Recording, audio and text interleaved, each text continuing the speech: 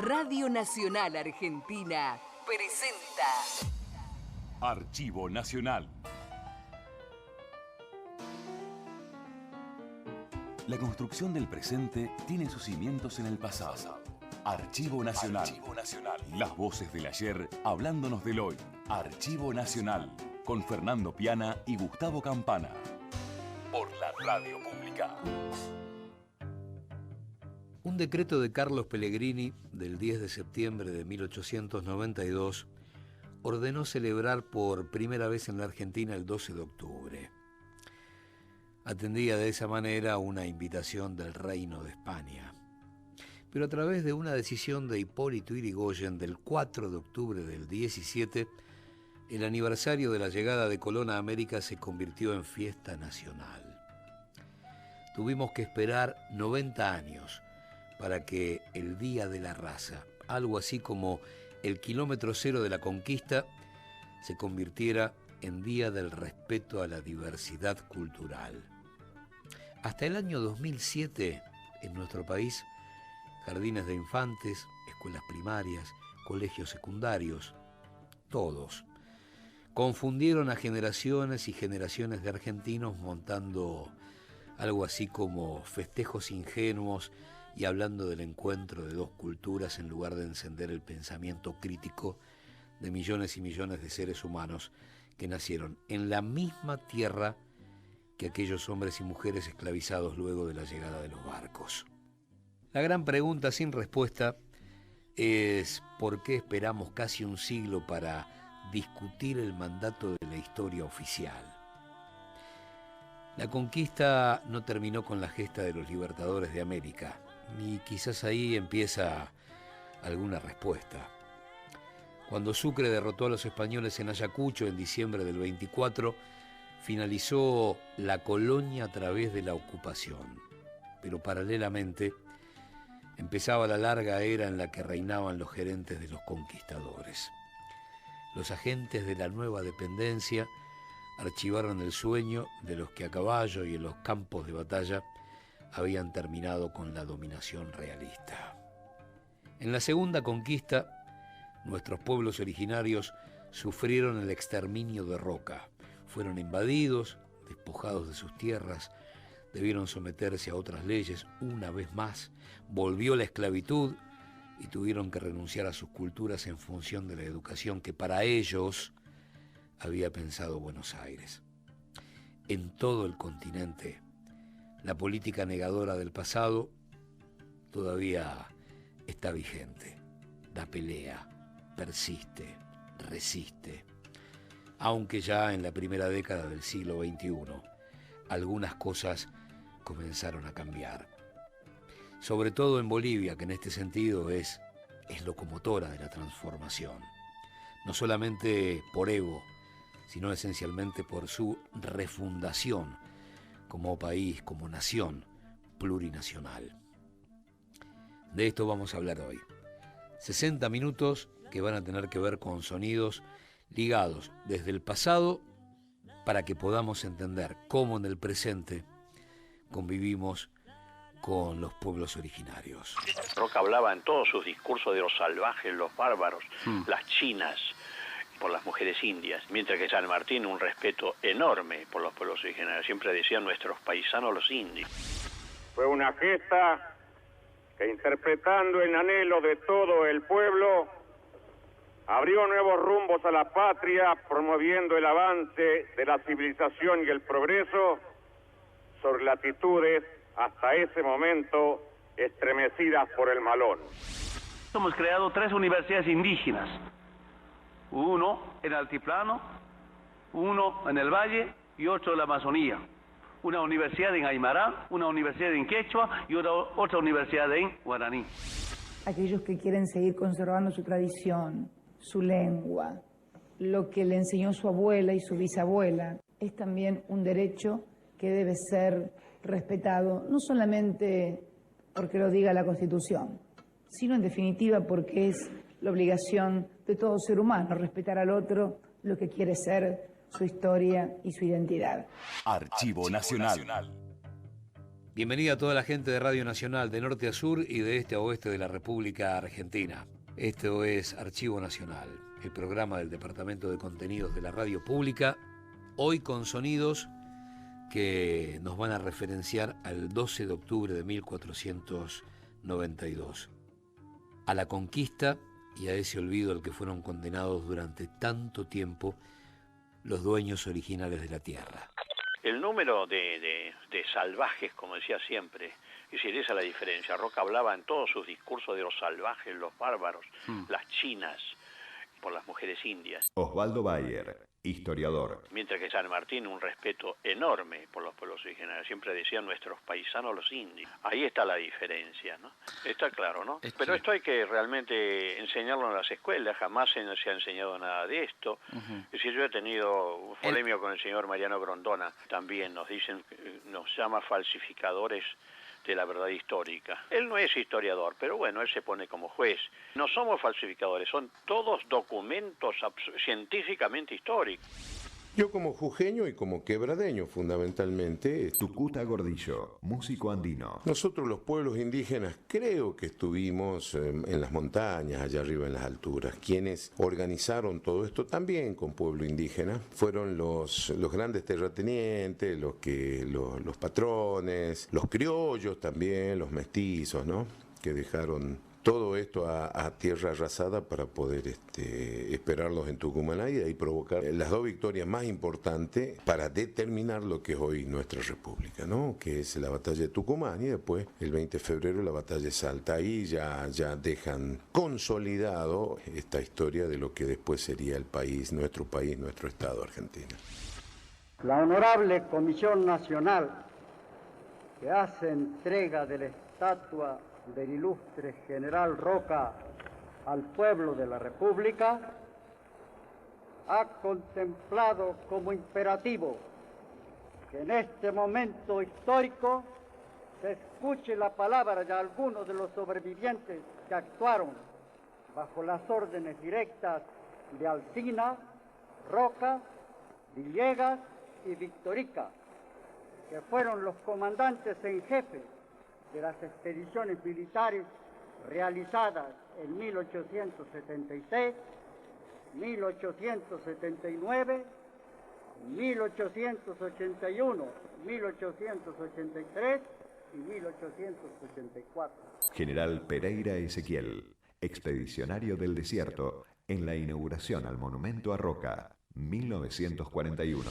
La circunstancia de haber actuado modestamente en 1884 y ser el último presidente del extinguido Centro de Expedicionarios al Desierto del Ejército y Armada, ha hecho recaer en mí tan inmerecida honra.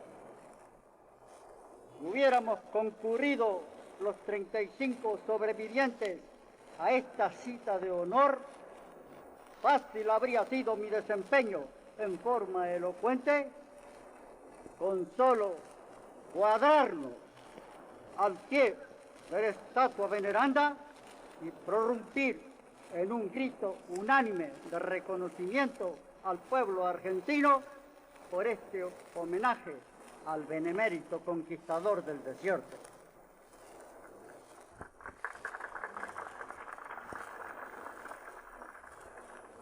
Pero no podemos hacerlo así. Hemos venido pocos, impedidos por los muchos años y achaques, salvo honrosas excepciones, como alguno llegado de Concordia para el acto, con 90 años de gallarda vida.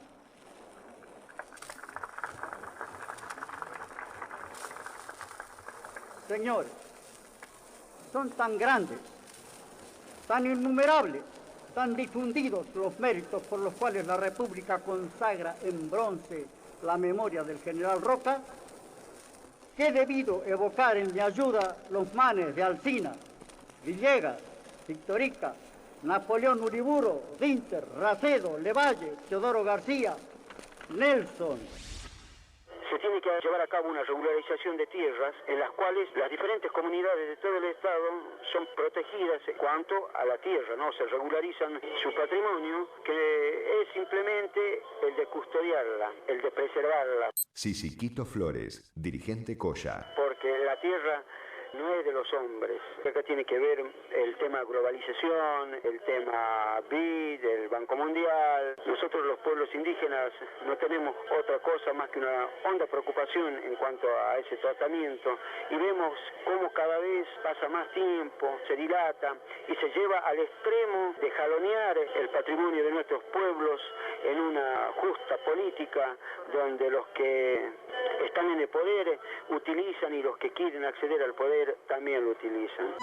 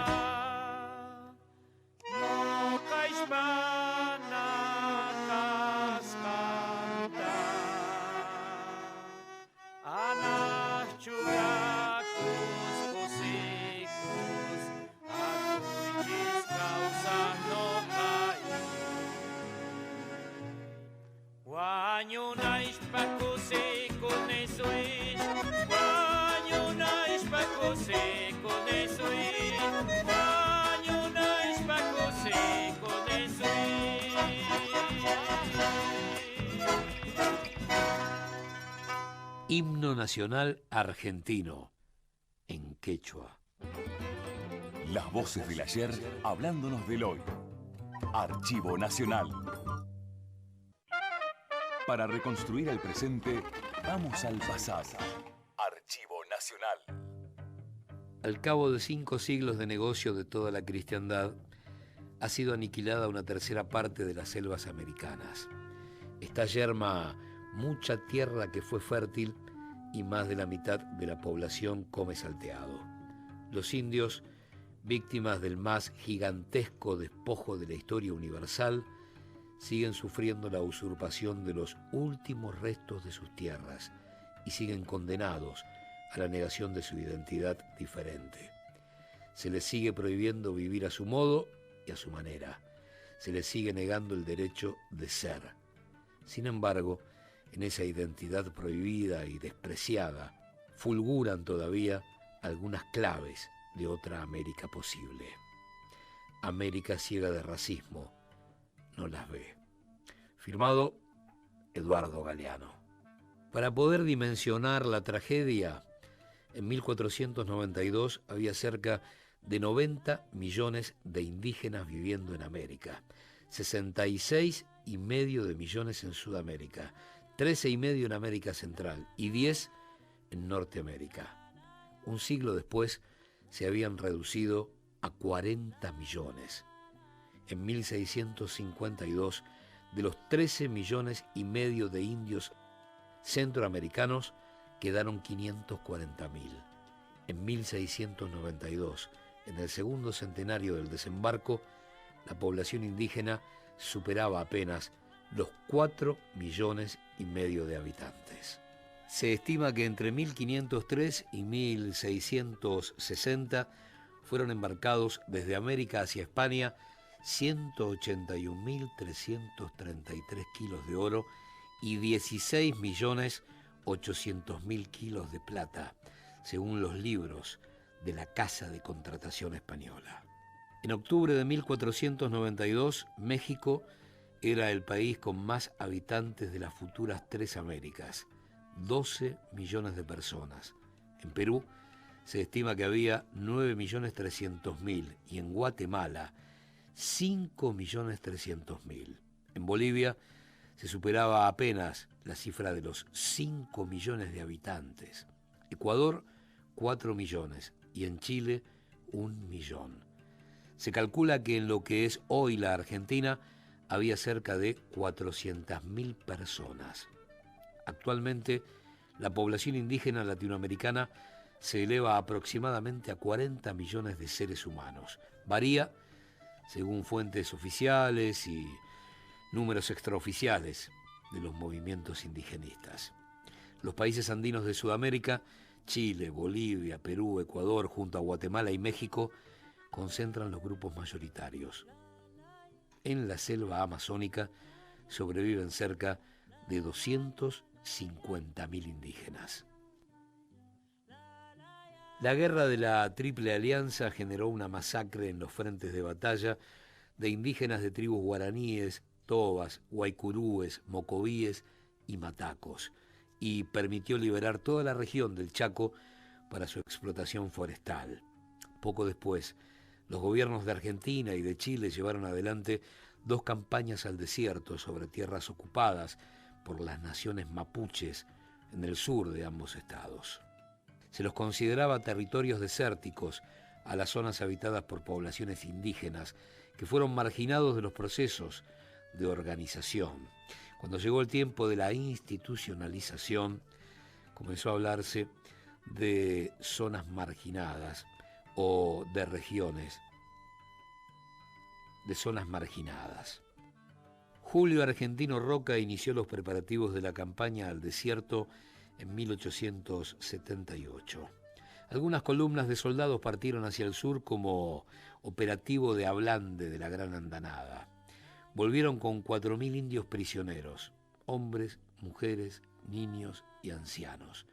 Muchos de ellos murieron en campos de reserva.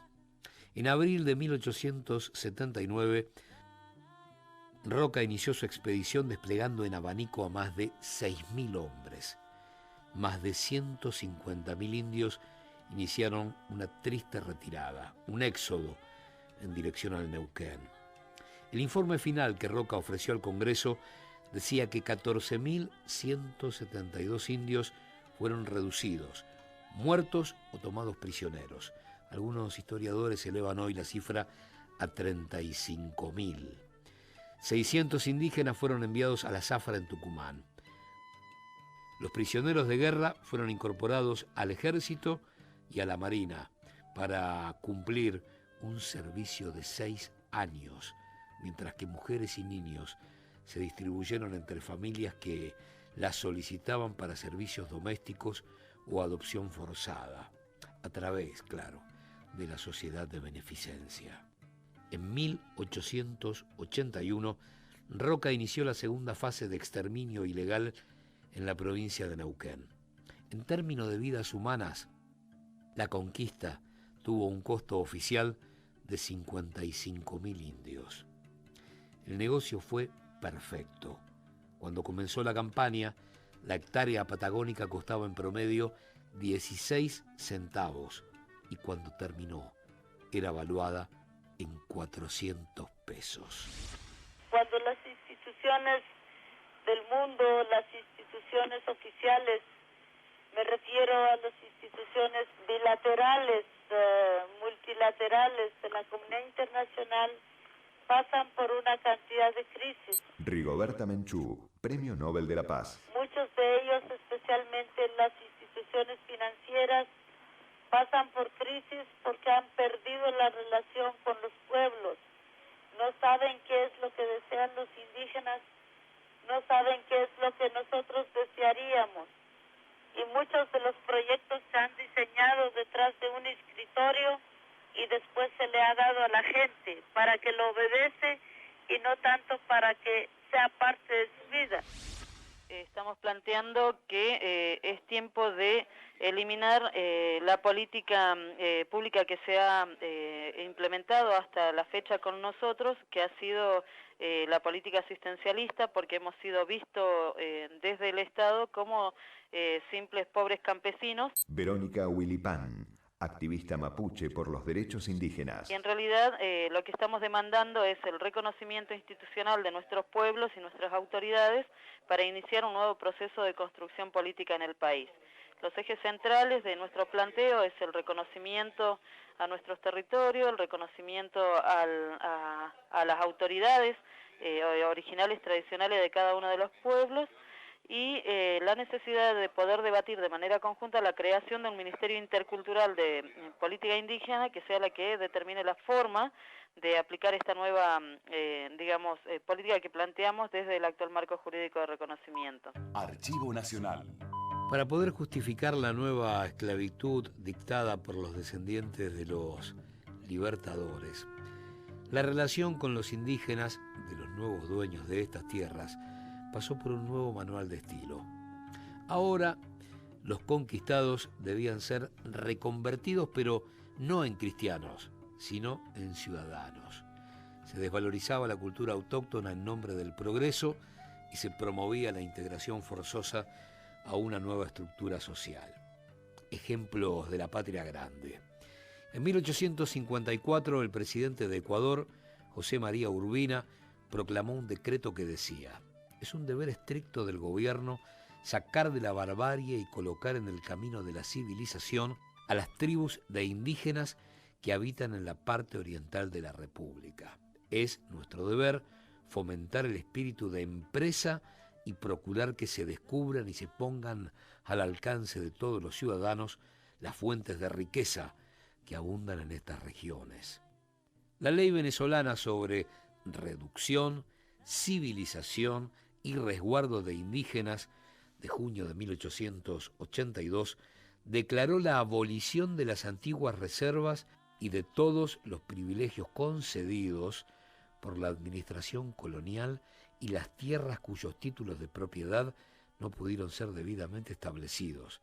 ¿A quién iban a pasar? Al poder de la nación, claro. La falta de respeto a nuestra cultura es uno de los puntos esenciales para desconocernos, para invisibilizarnos. Mariela Flores Yampa, abogada diaguita. Y otra de las cosas también con las que nos invisibilizan es con el tema de nuestros derechos a nuestro territorio. Es muy difícil que los pueblos indígenas de Argentina puedan reclamar el reconocimiento de los derechos que tenemos, porque la Constitución del 94 lo dijo, hay que reconocer la posesión y propiedad comunitaria a las tierras de los pueblos originarios. Y eso hasta ahora todavía no se ha cumplido. Se hizo una ley que ordena un relevamiento territorial. Muchas provincias se oponen, solamente en dos provincias se llevó adelante con éxito, y en las demás estamos paralizados, todavía no comenzó, hay juicios contra la provincia porque no accede a colaborar en esto de relevar, ni siquiera estamos diciendo de titularizar, porque esto es para demarcar, ver cuáles son las tierras que están ocupadas actualmente por las comunidades indígenas. Ciencia al Día, micro de la radio pública. Un minuto, Ciencia al Día. ¿Cómo se construye la imagen de los indígenas en Argentina? ¿Qué percepción transmiten las fotos de los integrantes de los pueblos originarios? ¿Y qué ven ellos mismos cuando observan sus imágenes? El libro Indígenas en la Argentina, fotografías 1860-1970, recopila imágenes tomadas durante casi un siglo. Fueron reunidas por Mariana Giordano, doctora en Historia e investigadora del CONICET en el Instituto de Investigaciones Geohistóricas de Chaco. Son 132 imágenes clasificadas por áreas geográficas: La Pampa y Patagonia, región fueguina, región nordeste y noroeste. ¿Qué muestran a los indígenas estas fotos? Desde la sociedad hegemónica se ha construido un imaginario sobre el indígena y se ha construido incluso desde la imagen, en este caso, una representación del otro que responde obviamente a intereses, a percepciones, a formas de ver, de mirar y de pensar de quien obtura la cámara y no del sujeto representado. En ese sentido hay un elemento de captura. El libro Indígenas en Argentina, fotografías 1860-1970 fue editado por El Artenauta. Investigación y progreso. Ciencia al Día. Archivo Nacional.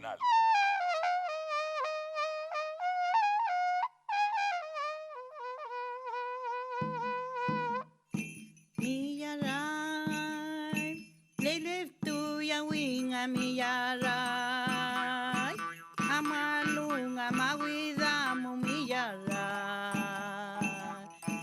kelukon kedatu mialu miyarai, chuchingelu pipingelu miyarai, piti ayun kawalunga miyarai, kelukon kedangatu yalunga miyarai.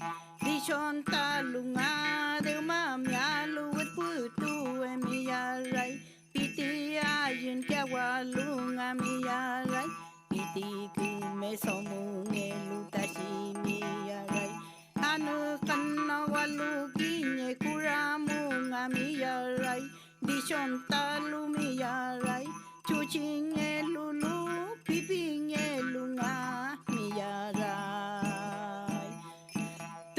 Lunga semilla chakainga tuya lunga miyarai, piti ayun kali miyarai, ude mamyalu tutu e miyarai, kabe wanya kintuinga, elelu walunga chagwainga, kume chagwai talunga, papa wenya elelu walunga chagwainga miyarai.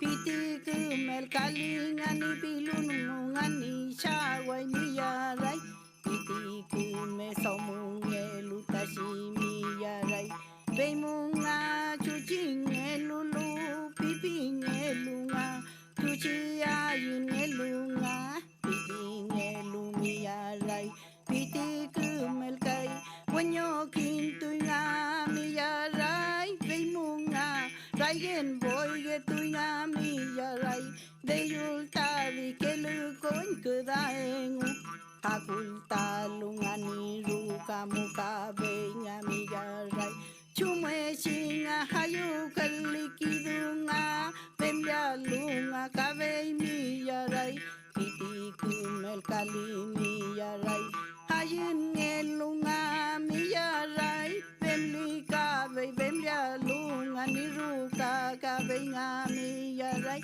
benga kume somu elumi Millaray, canción mapuche, grabada por el Museo Mapuche de Cañete para aprender la lengua mapuche a través del canto. Remontándonos al presente. Archivo Nacional. Para reconstruir el presente, vamos al pasado. Archivo Nacional.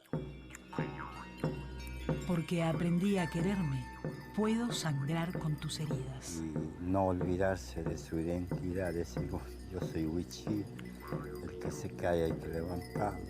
Menos que el silencio pesa el fuego, papay, tu gruesa sombra que arde entre leños mojados. Menos que el silencio a la noche y al sueño, la luz que se desprende de pájaros y ríos. Hermano sea el fuego. Habla, alumbra tu boca la historia de praderas y montañas caídas, la guerra entre dioses, serpientes de plata, el paso de los hombres a relámpago y sangre. Escuchas el galope de las generaciones, los nombres enterrados con cántaros y frutos, la lágrima, el clamor de lentas caravanas escapando a los montes de la muerte y la vida. Escuchas el zarpazo del puma al venado, el salto de la trucha en los ríos azules. Escuchas el canto de aves adivinas ocultas tras helechos y chilcos florecidos. Respiras ahora el polvo de los guillatunes, la machi degollando el carnero elegido. Respiras ahora el humo ante el rehue, la hoguera donde arden los huesos del largo sacrificio. Hermano sea el fuego, dices, hermano sea, retornando. El sol ancho del día reúna a los hermanos de la sombra y la luz. Hermano sea el fuego, papay, la memoria que abraza en silencio la sombra y la luz, la sombra y la luz. Sonidos agitadóricos. Agitadóricos. Aba Guaraní, Calchaquí, Comechingón, Chané, Chahuán, Coya, Huarpis, guaraníes, Mapuches. Yo soy presidenta de una comunidad indígena Toba, trabajo con los chicos, los ancianos. Yo no sé mi idioma Toba porque antes era muy discriminado y si mi papá me hablaba, me decía que no tenía que aprender a hablar el idioma porque iba a hablar muy mal y no iba a poder hablar en castellano, ¿no? Entonces no me enseñó a hablar el idioma Toba, no sé nada. Terminé 7º grado, pero siempre escondí que era indígena. No llegaste, capapole, nachoreta sea, nachoreta sea. Bueno, y ahora no, ahora ya digo que sí, que soy indígena. No le escondo a nadie.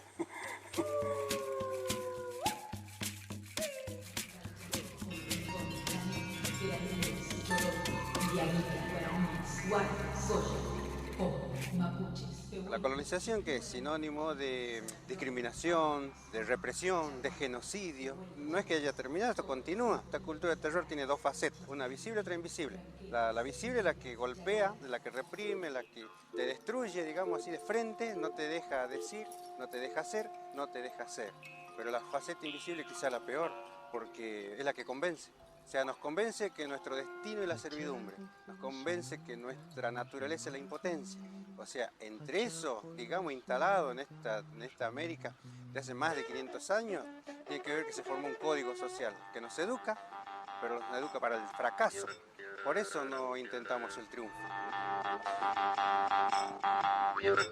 Algo caía en el silencio. Mi última palabra fue yo, pero me refería al alba luminosa.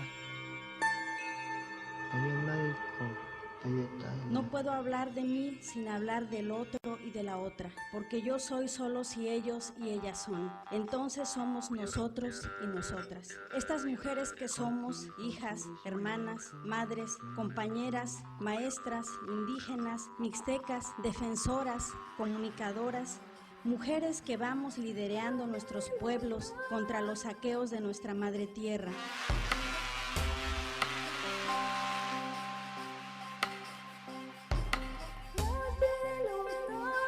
Antes vivíamos todo de la fruta del monte, se comía todo. Cada estación había una fruta, distintas frutas del monte que uno tenía que buscar. y de eso alimentaba. Ahora el tema de los desmontes, hay mucho desmonte y ya se están desapareciendo muchos los animales, ahora están cuesta encontrar esos bichitos que se comían antes, ¿no?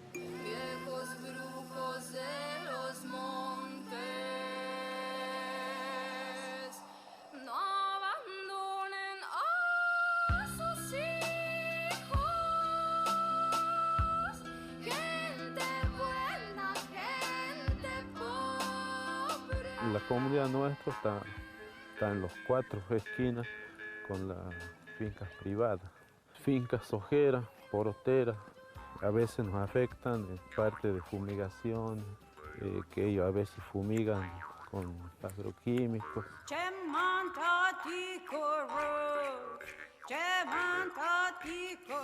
Nosotros estuvimos en los cortes de ruta, queremos que nos devuelva nuestra tierra, que se vaya donde están nuestros hermanos, en la colonia La Primavera, para que ellos puedan ver lo que están sufriendo. Sonidos agitadóricos. El retorno de las cigarras pródigas en la tardecita de las brujas tímidas.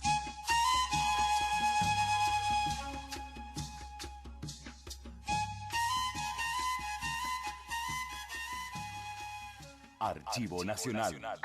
Todo ha sido un proceso y todos hemos sido avasallados, discriminados también por la Iglesia Católica, por los blancuides, etcétera, pero quizás ellos no entienden lo que quiero decir, uno es todo y todo es uno. Amauta Valentín Mejillones, líder espiritual aymara de Bolivia. Pero por eso en este año 5.514 años a Bolivia, al centro de la piedra sagrada de lo que es Tiwanaku, llegó la aurora de nueva era, el Pachacútecta, retorno a la nueva era.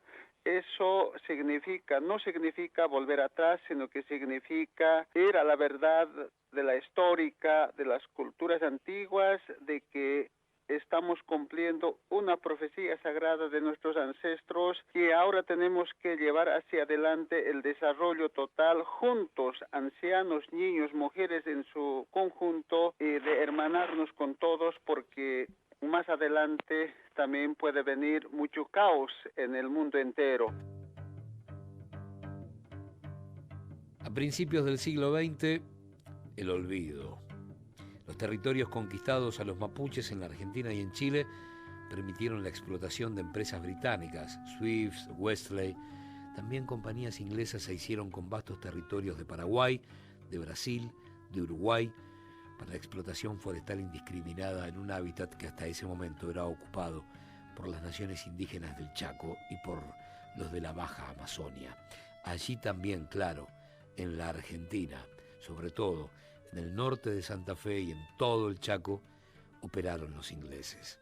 En Perú, las formas de esclavitud de trabajo se mantuvieron de hecho legalmente hasta 1969. Un informe elaborado 15 años antes daba cuenta de las dos modalidades de tenencia de la tierra de los indígenas, el colonato y el llanaconaje. Este último, heredado de la colonia española 4 siglos antes. El llanacón, según una comisión de expertos en trabajo indígena de la década de los 50, es un trabajador que tiene 2 contratos. Uno que lo compromete a prestar servicios en la hacienda como trabajador estable, y otro por el que recibe un pedazo de tierra para cultivarla por su cuenta. Este segundo, por supuesto, no era gratuito. Era de arrendamiento o de aparcería. Si el indio recibe la tierra en arrendamiento, a merced conductiva, puede pagarla en dinero, aunque es más usual que lo haga en productos que él mismo señala en cantidad fija. Como vemos, y los ejemplos pueden seguir, los segundos conquistadores, los que llegaron después de los libertadores, se hicieron cargo como gerentes de la dependencia externa, generalmente otros dueños, de los pueblos originarios. Pero como dijimos, algunas cosas han cambiado, sobre todo a partir de la llegada en toda Latinoamérica de gobiernos mucho más parecidos a sus pueblos que los que hasta ese momento habían reinado en el continente. Fue una gesta que, interpretando el anhelo de todo el pueblo, abrió nuevos rumbos a la patria, promoviendo el avance de la civilización y el progreso sobre latitudes hasta ese momento estremecidas por el malón. Jorge Rafael Videla, en el centenario de la campaña del desierto. Una visión certera y profética de nuestro futuro alentó la campaña del desierto. Las voluntades se sumaron en heroico sacrificio para afianzar las fronteras reales del país.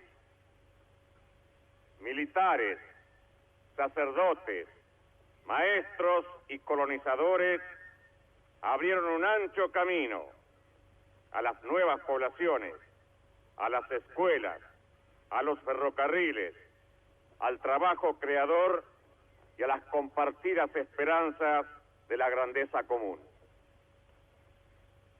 En nuestra memoria agradecida se recortan con su ejemplaridad los nombres señeros de Avellaneda, Roca, Levalle, Uriburu, Lagos, Racedo y Villegas, Guerrico, Espinosa y Costamaña, y de tantos otros que mantuvieron en alto el espíritu civilizador y el irrenunciable afán de alcanzar los objetivos propuestos. Esos nombres escribieron una de las páginas más brillantes de la historia argentina, y lo hicieron en el ardor del combate, en el silencio de las largas marchas, en el descanso del vivac, en la apertura de nuevos surcos de la tierra feraz, y en la esperanza de y en las entrañas de las letras, las artes y los oficios. Hemos ratificado la Convención Iberoamericana de los Derechos de los Jóvenes. En base a este documento estamos proyectando una ley para la juventud. Evo Morales, presidente del Estado Plurinacional de Bolivia. Pero quiero comentarles algo importante, que lamentablemente en algunas áreas, algunas regiones, jamás mis hermanos menores tienen oportunidad de llegar a la universidad pública, peor todavía la privada. Y por eso hemos creado 3 universidades indígenas. Uno en Altiplano, uno en el Valle y otro en la Amazonía. Una universidad en Aymara, una universidad en Quechua y otra universidad en Guaraní. Yo saludo, admiro a España. Aquellos que quieren seguir conservando su tradición, su lengua, lo que le enseñó su abuela y su bisabuela, como recién relataba alguien aquí, es también un derecho que debe ser respetado, no solamente porque lo diga la Constitución, sino en definitiva porque es la obligación de todo ser humano, respetar al otro, lo que quiere ser, su historia y su identidad. Cristina Fernández de Kirchner, con representantes de los pueblos originarios en 2010. Por eso quiero agradecerles a ustedes la presencia aquí y que podamos instrumentar todas estas cuestiones que ha planteado quien enumeró todos y cada uno de las cosas que tenemos que hacer en conjunto para ir recuperando entre todos esos derechos perdidos.